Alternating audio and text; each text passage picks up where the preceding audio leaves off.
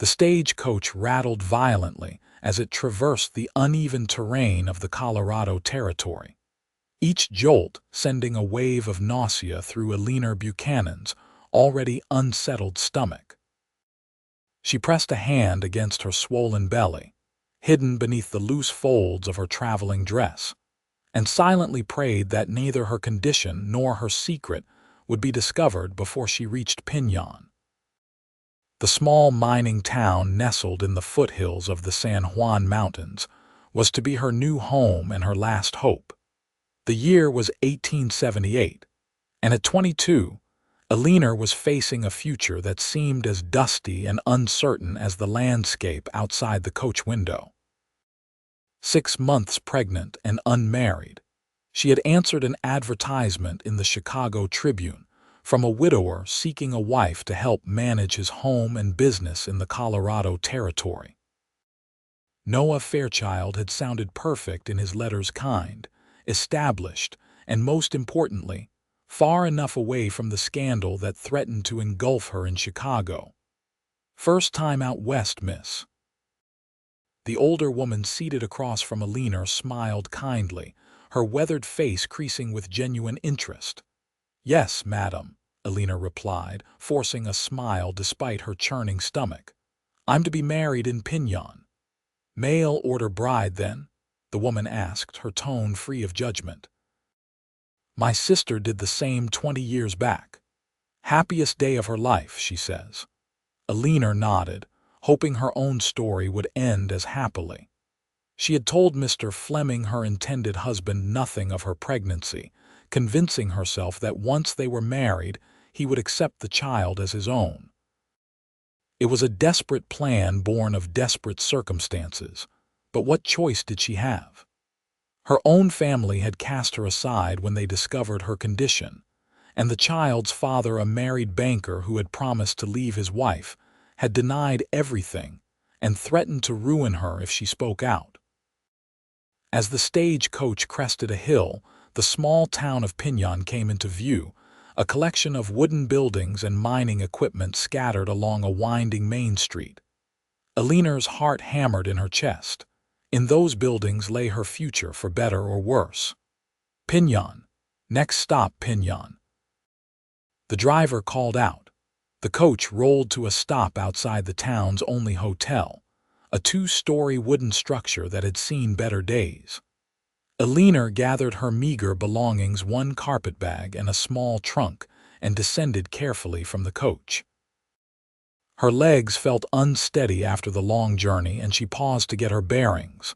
A stocky man in his 50s approached, his gray beard neatly trimmed, his clothes finer than most in the dusty street. He squinted at her, then at a tintype photograph in his hand. "Miss Buchanan?" he asked, his voice gruff. "Mr. Fleming." Eleanor extended her hand, trying to quell her nerves. He nodded curtly, his eyes roving over her figure. Eleanor knew the moment he noticed, his gaze lingering on her midsection. His expression hardened, jaw clenching visibly beneath his beard. "You didn't mention this in your letters," he said, his voice low enough that only she could hear. Eleanor began, but he cut her off with a raised hand. "I won't be made a fool of, Miss Buchanan. I need a wife, not damaged goods carrying another man's bastard." The words were like slaps, each one stinging worse than the last. "The deal is off." Eleanor felt the blood drain from her face. "Please, Mr. Fleming, if you just listen." "I've heard enough," he interrupted. "I paid your fare, which I consider money wasted. Good day, miss." With that, he turned on his heel and strode away, leaving Eleanor standing in the street, the curious eyes of passers-by burning into her.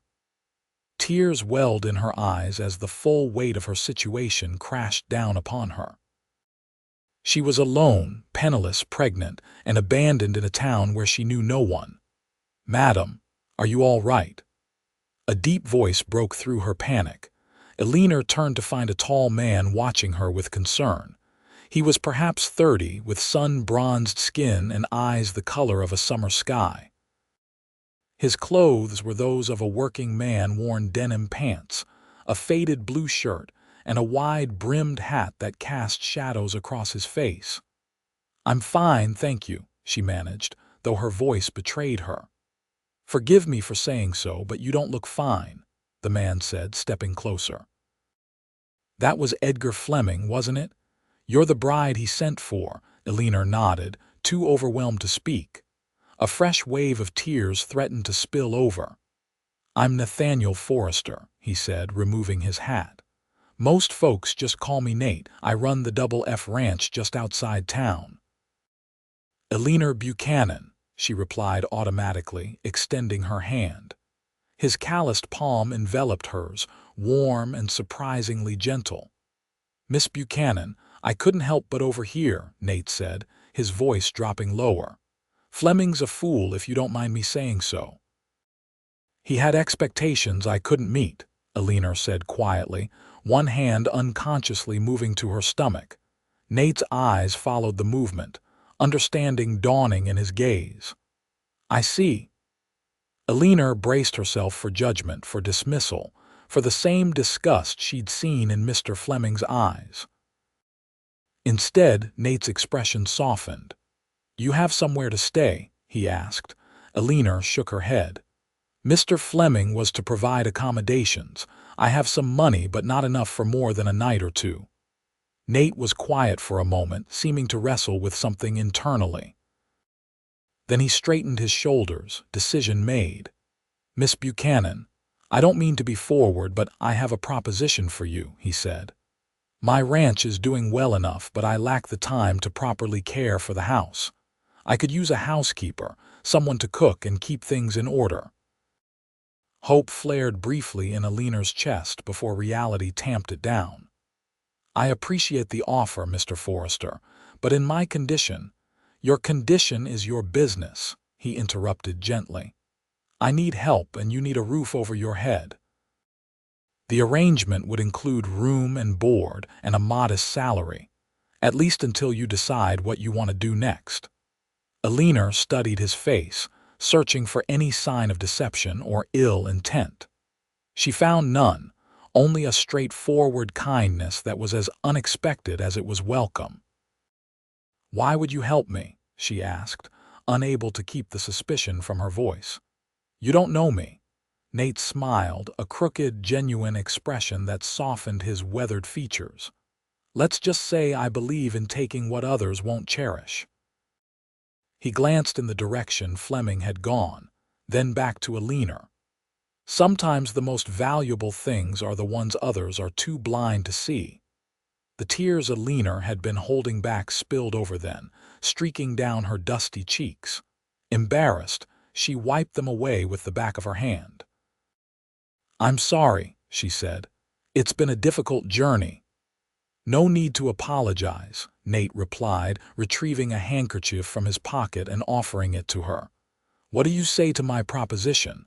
It's not what you came here for, I know, but it might be a start." Eleanor considered her options, which were painfully few.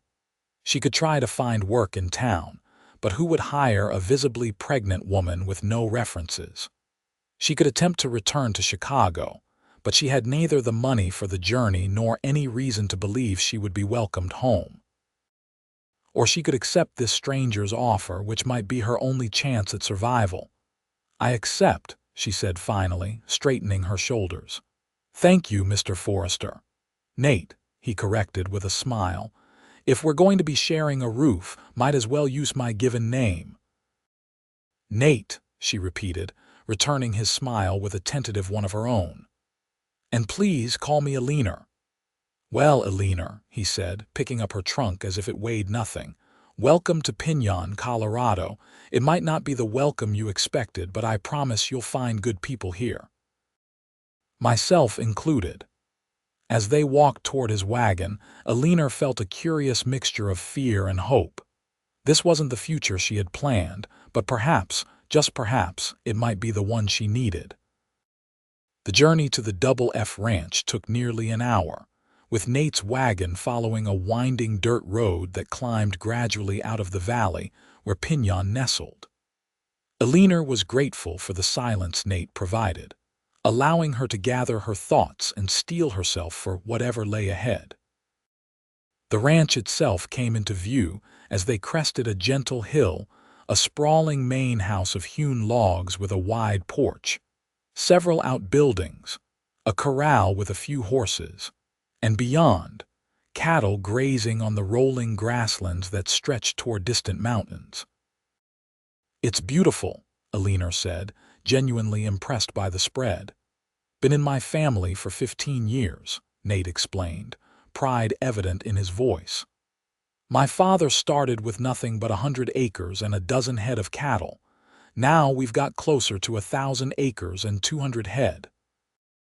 "Your father must be very proud," Eleanor observed. A shadow crossed Nate's face. "He would be. Lost both my parents to influenza 3 winters back. Been running it on my own since then with help from a couple of hands." "I'm sorry for your loss," Eleanor said softly. Nate nodded his acknowledgement. "Life out here is beautiful but harsh. You learn to take the good with the bad." He brought the wagon to a stop in front of the house and jumped down, coming around to offer Eleanor his hand. She accepted it gratefully, finding herself increasingly unsteady as her pregnancy advanced. "Mrs. Mendoza comes in from town 3 days a week to help with cleaning and cooking," Nate explained as he carried her trunk onto the porch. "But she's getting on in years, and the ride from town is hard on her. Having someone here full-time would be a blessing." Eleanor followed him into the house, taking in the simple but comfortable furnishings. The main room served as both parlor and dining area, with a stone fireplace dominating one wall. A kitchen stretched across the back of the house, and she glimpsed a hallway leading to what she assumed were bedrooms.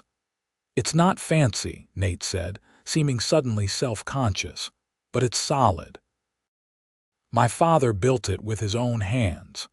"It's lovely," Eleanor assured him, and she meant it.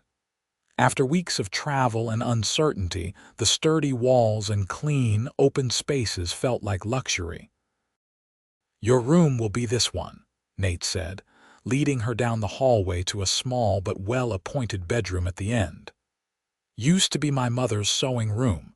It's not large, but it gets good morning light and there's a view of the mountains."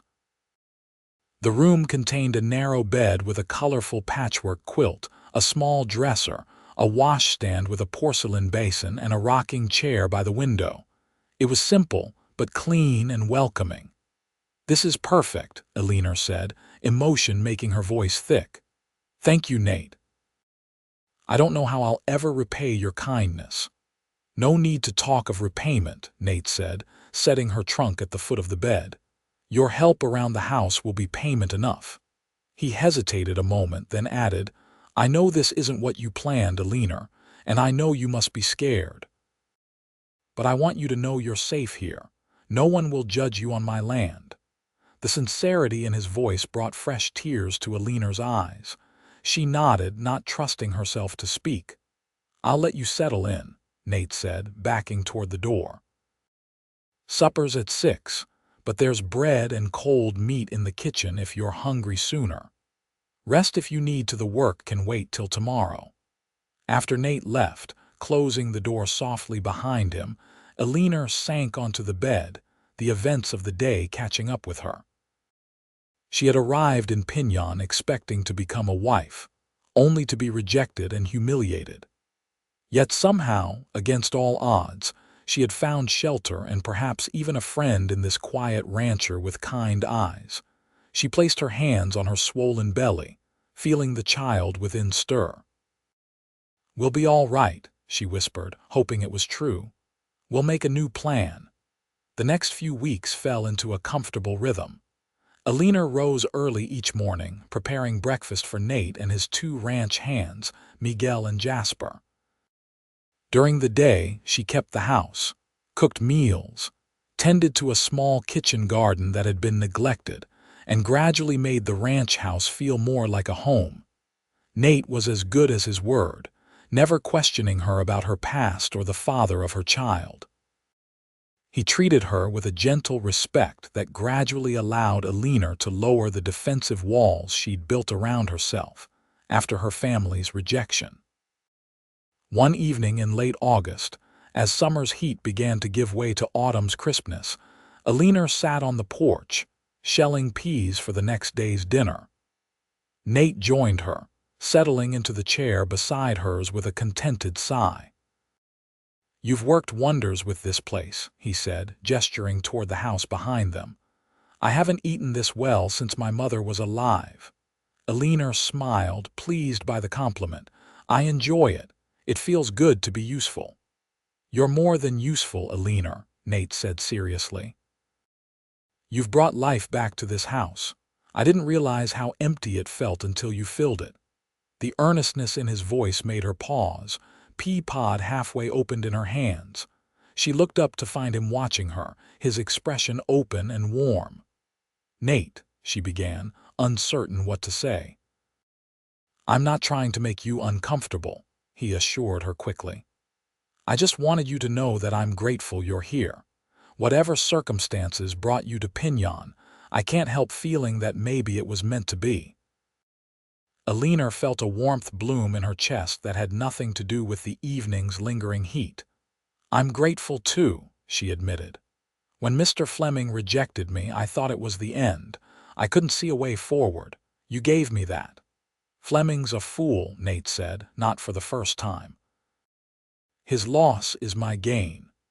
They sat in companionable silence for a while, the only sounds the rhythmic snap of pea pods and the distant lowing of cattle. Finally, Eleanor gathered her courage to ask the question that had been on her mind for weeks. "Nate, don't you want a family of your own someday?" "A wife, children."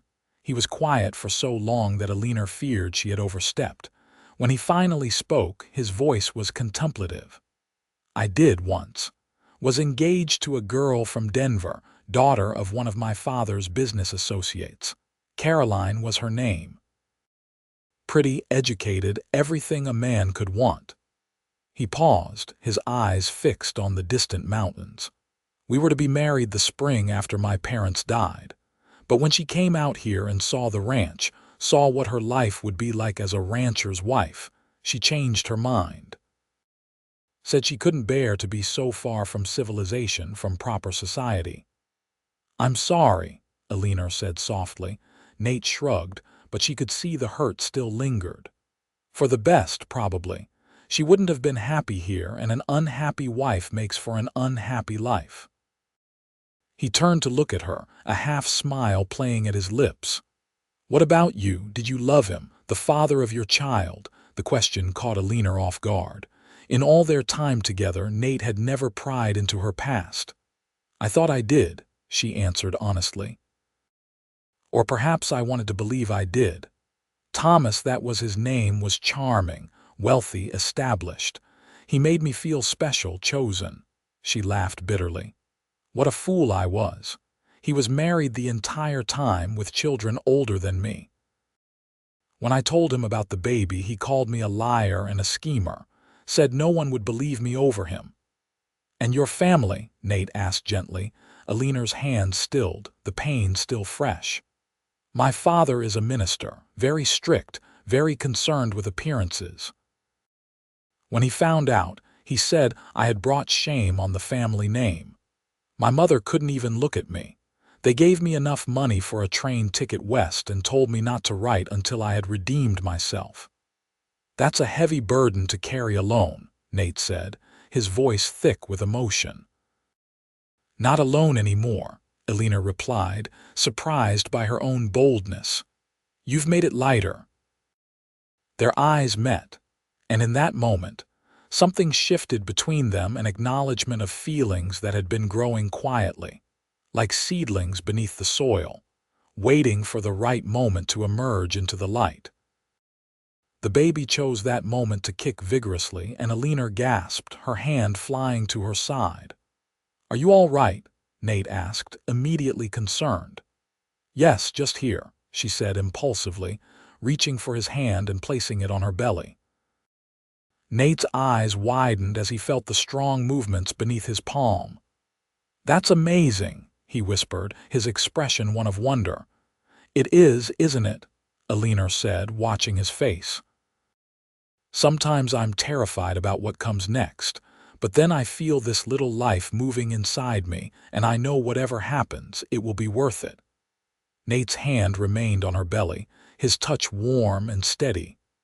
"You won't have to do it alone, Eleanor. I promise you that." The sincerity in his voice made her breath catch. "Nate, you've already done so much. I can't ask." "You're not asking," he interrupted gently. "I'm offering. Whatever you need, whatever the baby needs, I'm here." Eleanor looked into his eyes and saw no reservation, no judgment, only a steadfast commitment that made her heart swell.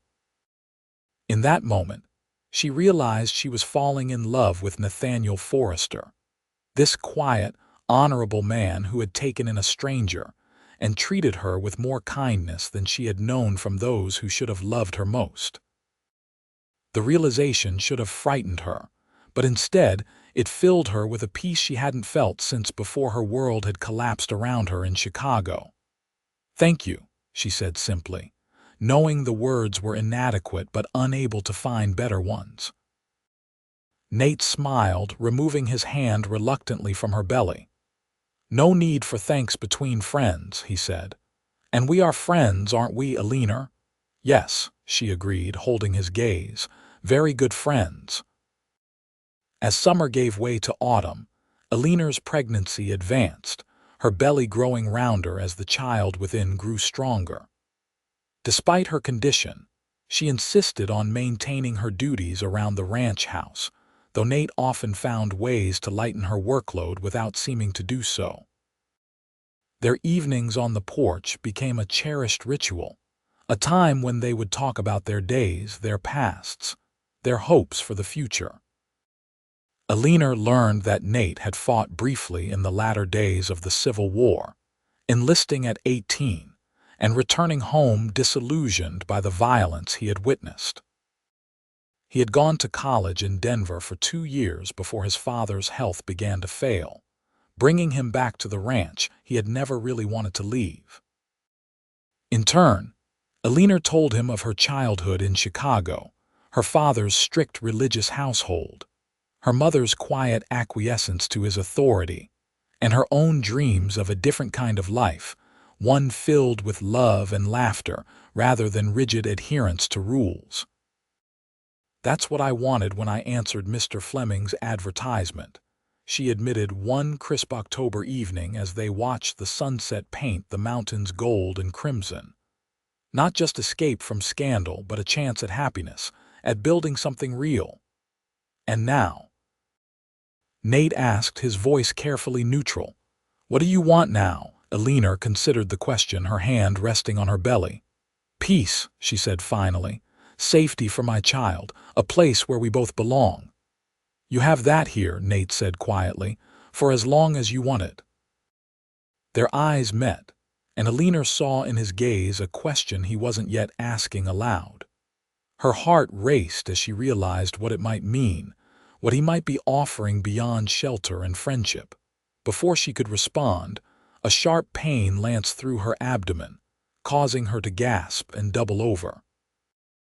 "Eleanor," Nate was on his feet instantly, kneeling before her. "What is it? What's wrong?" "I don't know," she panted as the pain subsided. "It's too early. The baby isn't due for another month at least." Nate's face was grim with concern. "I'm getting the doctor. Can you make it inside?" Eleanor nodded, allowing him to help her to her feet and guide her to her bedroom. Each step was careful, measured, as if they both feared another pain might strike at any moment. "I'll be back as quickly as I can," Nate promised, his voice steady despite the worry evident in his eyes. "Jasper's in the bunkhouse. I'll send him to sit with you while I'm gone." "Hurry," Eleanor whispered, fear gripping her heart as she thought of all the stories she had heard of women dying in childbirth, of babies born too early who never drew breath. Nate pressed a quick, impulsive kiss to her forehead before rushing out. Minutes later, Jasper appeared at her door, his weathered face creased with concern. "Boss said to keep an eye on you, madam," the old cowboy said awkwardly. "Anything I can do?" "Just stay, please," Eleanor said, grateful for the company as another pain began building. "And pray if you're the praying sort. For you and that little one." "Yes, madam, I surely am," Jasper replied, settling into the chair by her bed. The next hours passed in a blur of pain and fear. The contractions came at irregular intervals, some sharp enough to make Eleanor cry out, others merely uncomfortable. Jasper kept a silent vigil, occasionally offering water or a damp cloth for her forehead, his quiet presence a comfort in Nate's absence. It was well past midnight when Eleanor heard the sound of horses approaching, followed by hurried footsteps on the porch. Nate burst into the room, followed by a slight man with spectacles and a black bag. "Dr. Simmons," Nate said by way of introduction. He was at a berth on the other side of town, but he came as soon as he could. The doctor approached Eleanor's bedside, his manner brisk but kind. "Mrs. Buchanan, I understand you're experiencing early labor pains." "Miss," Eleanor corrected automatically, then winced as another contraction seized her. "Yes, they started about 4 hours ago. How far apart are the pains?" Dr. Simmons asked, opening his bag. "Irregular," Jasper supplied. "Some close together, others with more time between." "Gentlemen, if you'll excuse us," the doctor said, looking pointedly at Nate and Jasper. "I need to examine Miss Buchanan." Nate hesitated, his eyes seeking Eleanor's. She gave him a small nod and he reluctantly left the room, Jasper following. The examination was brief but thorough, the doctor's hands gentle despite their clinical efficiency. When he was finished, Dr. Simmons helped Eleanor back into a more comfortable position and smiled reassuringly. "Good news, Miss Buchanan," he said. "You're not in labor. What you're experiencing are false contractions, Braxton Hicks, we call them. Common in the later stages of pregnancy, especially with first-time mothers." Relief washed over Eleanor, so intense she felt tears spring to her eyes. "The baby is all right. The baby appears to be perfectly fine, Doctor." Simmons confirmed. "Strong heartbeat, good position. However, I would advise rest for the next few days. These false contractions can sometimes lead to true labor if the mother is overexerting herself." "I'll make sure she rests," Nate's voice came from the doorway. He had apparently been listening, his concern overriding his respect for privacy. The doctor didn't seem bothered by the intrusion. "See that you do, Mr. Forrester. Miss Buchanan should avoid heavy lifting, prolonged standing, and any strenuous activity. Plenty of water, regular meals, and as much rest as possible." "I'll see to it personally," Nate promised, his expression serious. After the doctor left, Nate insisted on staying with Eleanor, pulling the rocking chair close to her bed and refusing all her protests that he should get some sleep. "I wouldn't sleep anyway," he admitted. "Not until I was sure you were truly all right." "I'm fine," Eleanor assured him, though her heart warmed at his concern. "Just embarrassed to have caused such a fuss over nothing." "It wasn't nothing," Nate said firmly. "And there's no need for embarrassment. I'm just thankful you and the baby are safe." They fell silent, the only sounds the gentle creaking of Nate's chair and the night wind rustling the trees outside. Eleanor thought Nate might have dozed off when he suddenly spoke, his voice low in the darkness. "I was terrified," he admitted. "When I saw you in pain, when I thought something might happen to you or the baby, I've never been so scared in my life." The raw emotion in his voice made Eleanor's heart ache. "I was scared too," she whispered. "It made me realize something," Nate continued, leaning forward so she could see his face in the dim light from the oil lamp. "Something I think I've known for weeks but haven't had the courage to say." Eleanor held her breath, her pulse quickening. "I love you, Eleanor," Nate said simply. "I love you, and I love that child you're carrying, though it isn't born yet and isn't of my blood. I want to be a family, you, me, and the baby, if you'll have me." Tears spilled down Eleanor's cheeks, but they were tears of joy, not sorrow. "Oh, Nate," she breathed. "Are you sure?" "A woman with my past, a child that isn't yours, the past is past," Nate interrupted, taking her hand in his. "All I care about is the future, our future, if you want it too." Eleanor squeezed his hand, her heart so full it felt it might burst. "I do want it. I love you too, Nate. I think I have almost from the beginning." Nate's smile was radiant in the lamplight. He brought her hand to his lips and kissed it reverently. "Then, as soon as you're well enough, Eleanor Buchanan, I'd like to make you my wife, if you'll agree to it." "Yes," Eleanor whispered, joy washing through her like a cleansing rain. "Yes, I'll marry you, Nathaniel Forrester." He leaned in then and kissed her properly, his lips gentle against hers, a promise of the love and life they would build together. The following weeks were a time of joyous preparation. True to his word, Nate ensured that Eleanor rested, bringing in Mrs. Mendoza full-time to handle the heavier household duties. Despite the doctor's reassurances, neither of them wanted to take any chances with the baby's health. Word of their engagement spread quickly through Piñon. To Eleanor's surprise, the news was met largely with congratulations rather than the judgment she had feared.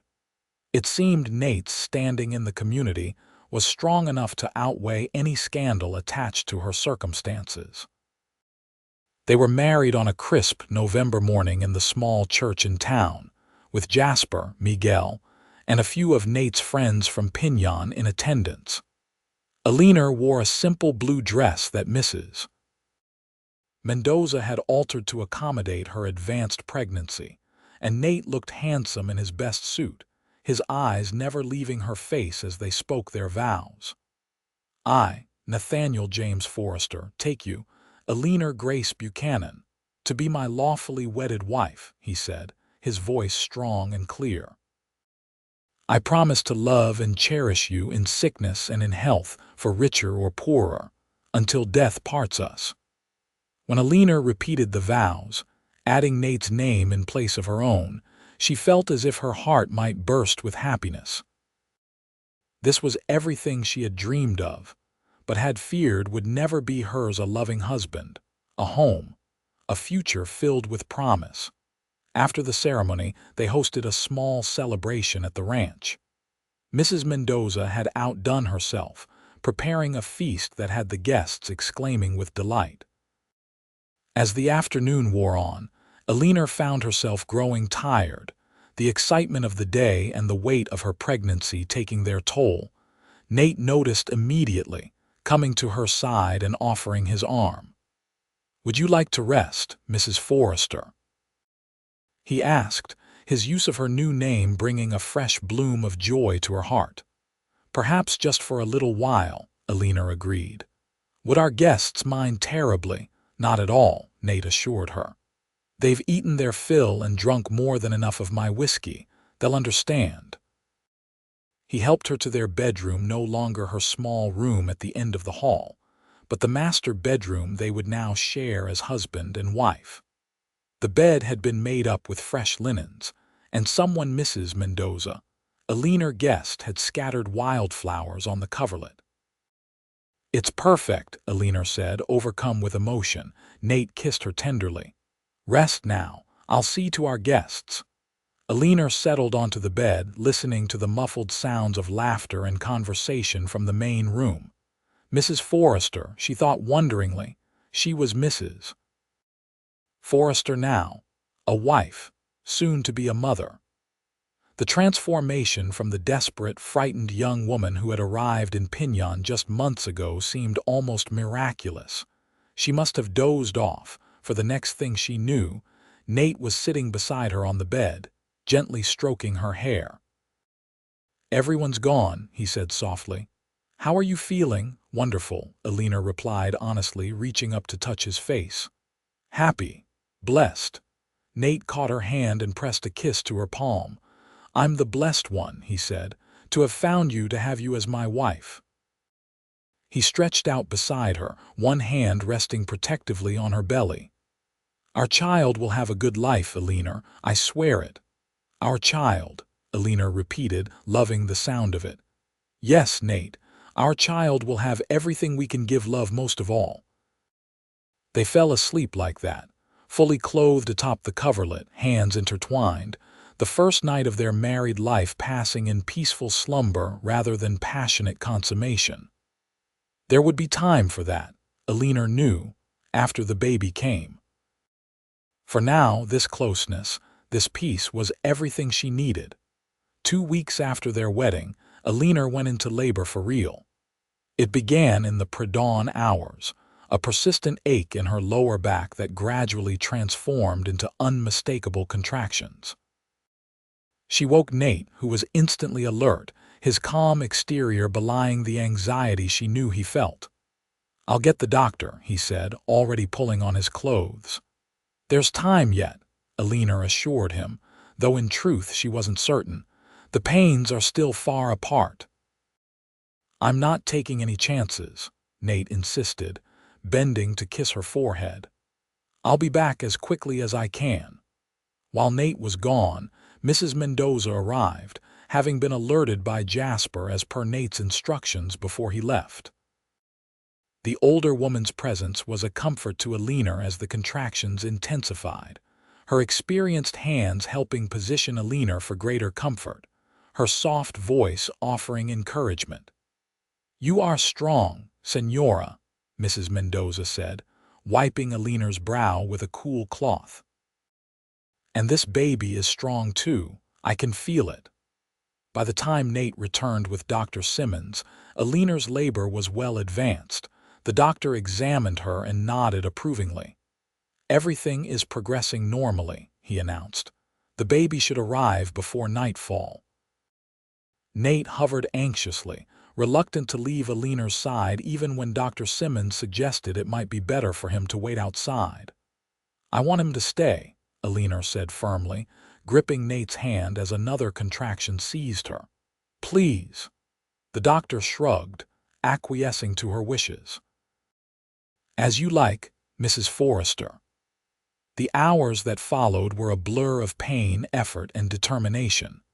Eleanor drew strength from Nate's presence, from his unwavering support as he held her hand, wiped her brow, and murmured words of love and encouragement. As the sun began its descent toward the western mountains, casting long shadows across the ranch, Eleanor's efforts finally bore fruit. With a final, tremendous push, her child entered the world, announcing its arrival with a lusty cry that brought tears to her eyes. "A boy, Doctor," Simmons declared, his professional demeanor giving way to a broad smile. "A fine, healthy boy." Mrs. Mendoza quickly cleaned the infant and wrapped him in a soft blanket before placing him in Eleanor's arms. Eleanor gazed down at her son, overcome with a love so powerful it left her breathless. He was perfect tiny fingers, a tuft of dark hair, eyes that, when they briefly opened, seemed to hold all the wisdom of the ages. "Hello, my love," she whispered, tracing one finger along his velvet cheek. Nate sat beside her on the bed, his arm around her shoulders, his eyes fixed on the baby's face. "He's beautiful," he said, his voice thick with emotion. "Absolutely beautiful." "Would you like to hold your son?" Eleanor asked, offering the bundle to Nate. He hesitated only a moment before carefully gathering the infant in his arms, cradling him with a tenderness that made Eleanor's heart swell. "My son," he repeated, wonder in his voice. "Yes, he is my son in every way that matters. What will you name him, Mrs.?" Mendoza asked, her eyes shining with vicarious joy. Eleanor looked at Nate, waiting for his input. They had discussed names but had not settled on a final choice. "William," Nate said, looking to Eleanor for confirmation. "William James Forrester, after my father, if that suits you." "It's perfect," Eleanor agreed, her voice soft with emotion. "William James Forrester." As if recognizing his name, the baby gave a small, contented sigh, nestling closer to Nate's chest. "Welcome to the world, William," Nate murmured, bending to place a gentle kiss on his son's forehead. "Welcome to our family." The early weeks of William's life passed in a blur of midnight feedings, diaper changes, and the overwhelming, all-consuming love that Eleanor had never imagined possible. Nate proved to be a natural father, as comfortable cradling William in the middle of the night as he was working with his cattle during the day. Despite the exhaustion that came with caring for a newborn, Eleanor had never been happier. Each morning brought new joys. William's first real smile, the way his tiny fingers would curl around hers, the peaceful expression on his face as he nursed. And each night, as she and Nate lay in bed with William sleeping in his cradle nearby, she marveled at the family they had become. "He's growing so fast," Nate observed one evening as they sat before the fire, William asleep in Eleanor's arms. "Soon he'll be running around the ranch, getting into all sorts of trouble." Eleanor smiled, picturing it. "I hope he has your kindness," she said, "your integrity." "And your strength," Nate added, reaching out to stroke William's cheek. "Your courage." The tender moment was interrupted by a knock at the door, unusual for such a late hour. Nate rose, hand instinctively moving to the revolver he kept on the high shelf. "Who is it?" he called, positioning himself between the door and Eleanor.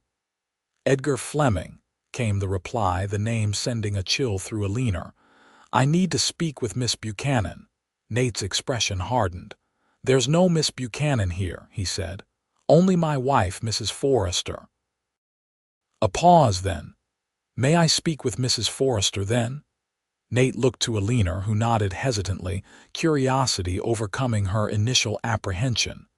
Nate opened the door, revealing Edgar Fleming standing on the porch, hat in hand, looking decidedly uncomfortable. "Mr. Fleming," Eleanor said coolly, shifting William to a more protective position against her chest.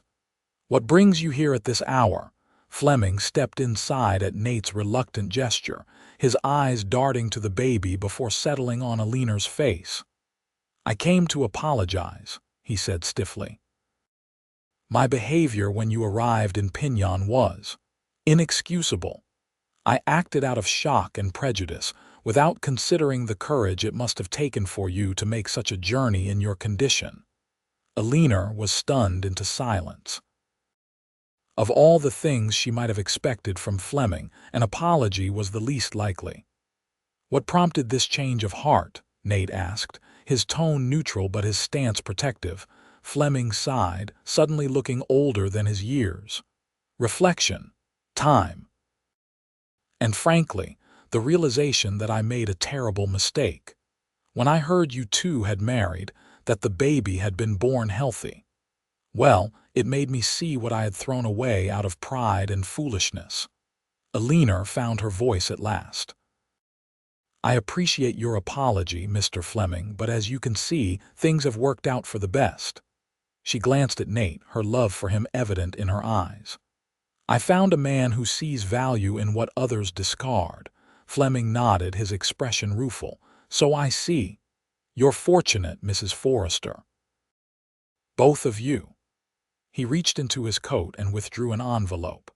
"I wanted to give you this as well, a wedding gift, if you'll accept it. It's the deed to 10 acres of land that adjoins the northern boundary of the Double F. Good grazing land, I'm told." Nate and Eleanor exchanged surprised glances. "That's very generous," Nate said cautiously. "Consider it restitution," Fleming replied, "for the distress I caused." He placed the envelope on the table and stepped back. "I won't take up any more of your evening. Congratulations on your marriage and on your son.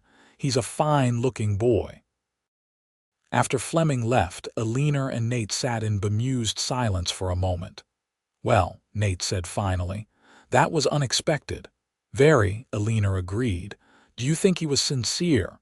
Nate considered the question. "I believe he was. Remorse can be a powerful motivator." As can seeing what you've lost, Eleanor added softly.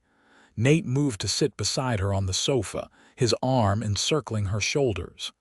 His loss, my gain, he murmured, echoing what he had said to her months before. I thank God every day that he was too blind to see what was right in front of him. As do I, Eleanor said, leaning against him. Though I'm not sure I would have been ready then for what we have now. Sometimes the path we think we want isn't the one that leads us home.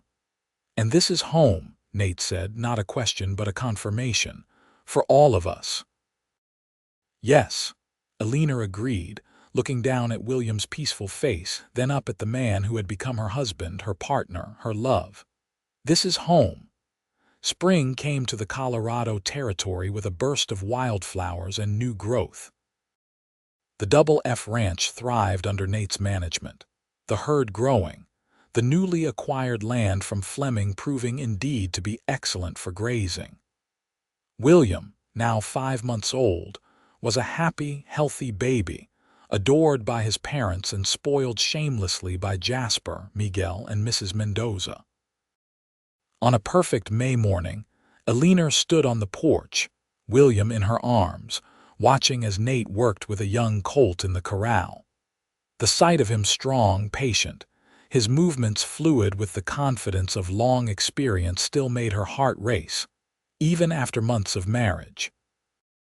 Your papa is a fine horseman, she murmured to William, who gurgled in what she chose to interpret as agreement. One day he'll teach you to ride, and you'll be just as good. As if sensing her gaze, Nate looked up, a smile breaking across his face when he saw her and William watching. He said something to Jasper, who took over with the colt and made his way to the porch. My two favorite people, he said, leaning in to kiss Eleanor before taking William from her arms. How's my boy this morning? Hungry as always, Eleanor replied with a laugh. I swear he's grown another inch overnight. Strong Forrester stock, Nate said proudly, bouncing William gently, even if it is just by name. Eleanor touched his arm, knowing what that acknowledgement meant to her. Name, heart, and soul, she said. He's every bit your son, Nate. Nate's expression softened. I got a letter from the lawyer in Denver, he said. The adoption paperwork is complete. Legally, officially, William is now my son. Though they had discussed the adoption, had both agreed it was what they wanted, the reality of it still brought tears to Eleanor's eyes. I'm so glad, she whispered. There's something else, Nate continued, his tone turning serious. Something I've been thinking about for a while now. Eleanor looked at him questioningly. I want to expand the house, Nate said. Add a couple more bedrooms, make the kitchen larger. This place was built for a family and I'm thinking William might like a brother or sister someday, maybe more than one. The implication sent a warm glow through Eleanor. Are you saying you want more children? She asked, unable to keep the smile from her face. I'm saying I want a life with you, a full life, with a house full of children if that's what you want too, Nate replied, meeting her gaze steadily. William is a blessing and I'd be content with just him if that's all we're granted. But yes, I'd like more children with you, Eleanor. Children we make together. Eleanor's heart swelled with love for this man who had taken her in when she was at her lowest, who had loved her child as his own, and who now wanted to build a future with her that was even richer, even fuller than she had dared to dream. I want that too, she said softly. Very much. Nate's answering smile was radiant. He leaned in to kiss her, William nestled between them, the three of them a family in every sense of the word.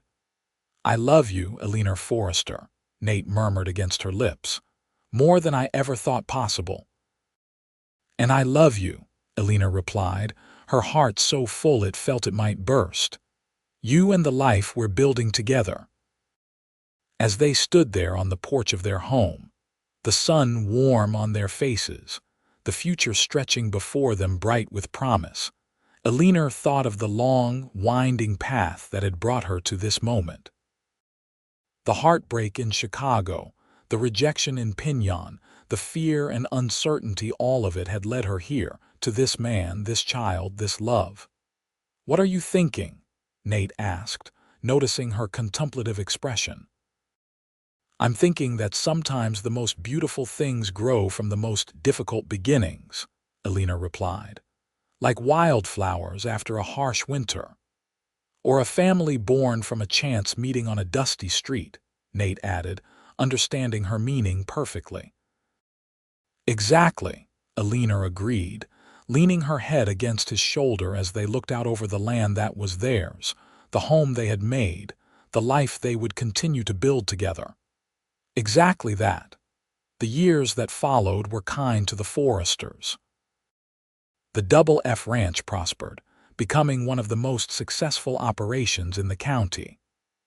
William grew into a strong, thoughtful boy with his mother's gentle spirit and his father's determination. And in the spring of 1880, Eleanor gave birth to twin daughters, Elizabeth and Sarah, who brought even more joy and laughter to the ranch house that Nate had indeed expanded to accommodate their growing family. Eleanor often thought back to that fateful day in 1878 when she had arrived in Piñon, pregnant and alone, only to be rejected by the man who had promised to marry her. What had seemed like the end of all her hopes had in fact been the beginning of a life far richer than she could have imagined. On a summer evening in 1885, as they celebrated William's 7th birthday with a gathering of friends and neighbors, Eleanor found a quiet moment with Nate away from the festivity. They stood together on the hill behind the house, watching the sunset paint the mountains in shades of gold and purple. "You ever think about how different our lives might have been?" Eleanor asked, her hand finding his. "If Fleming hadn't rejected me that day, sometimes," Nate admitted. "But then I look at our children, at you, at everything we've built together, and I can only be grateful that things happened exactly as they did." Eleanor nodded, understanding completely. "I never thought I could be this happy," she confessed. "After everything that happened in Chicago, I thought perhaps happiness wasn't meant for me." "And now?" Nate asked, though he knew the answer. "Now I know that happiness isn't something that happens to you," Eleanor said thoughtfully. "It's something you build day by day, with the people you love." From below came the sound of children's laughter, William playing with his sisters and the children of their neighbors, their joy unrestrained in the gathering twilight. "We've built something beautiful," Nate said, his voice thick with emotion. "Something that will last." "Yes," Eleanor agreed, leaning her head against his shoulder. "Yes, we have." As they made their way back to the celebration, hand in hand, Eleanor reflected on the journey that had brought her to this moment. The scared, desperate young woman who had stepped off that stagecoach in Piñon 7 years ago seemed like a different person, entirely someone she might have read about in a book, rather than the woman she had once been. Yet without that woman's courage, without her willingness to risk everything for a chance at a better life, Eleanor would not now have the family, the love, the home that filled her days with purpose and her nights with peace. "I love you, Nathaniel Forrester," she said as they rejoined the party, watching as he scooped up 3-year-old Sarah, who had run to meet them. "Today and always." "And I love you, Eleanor Forrester," he replied, his eyes holding the same warmth, the same devotion they had shown on their wedding day. "Today and always." In that moment, surrounded by the family they had created together, Eleanor knew with absolute certainty that she was exactly where she was meant to be, not just in this place, but in this life, with this man, these children, this love that had begun with a simple act of kindness when she had needed it most.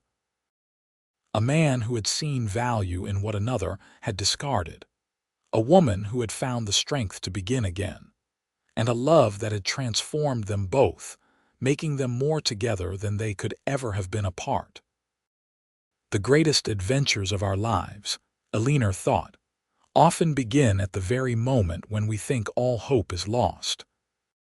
And sometimes, the most precious gifts come to us not wrapped in paper and ribbons, but in the form of a second chance, a helping hand, a heart brave enough to love what others fear to cherish.